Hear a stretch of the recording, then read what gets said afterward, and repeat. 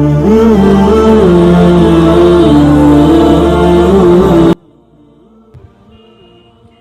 আলাইকুম ওয়া রাহমাতুল্লাহি ওয়া বারাকাতুহু। ইসলাম শুধু একটা ধর্ম নয়, ইসলাম মানে শান্তি। ইসলাম হচ্ছে চমৎকার পথ।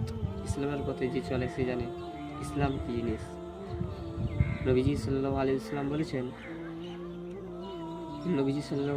বলেছেন যে নিজের জন্য যা পছন্দ করো তা অন্যদের জন্য তাই পছন্দ করবে, তবেই হতে পারবে মুমিন। নিজের জন্য যা পছন্দ করো অন্যদের জন্য তাই পছন্দ করো, কেননা তবেই হতে পারবে মুমিন। খোদা হাফেজ।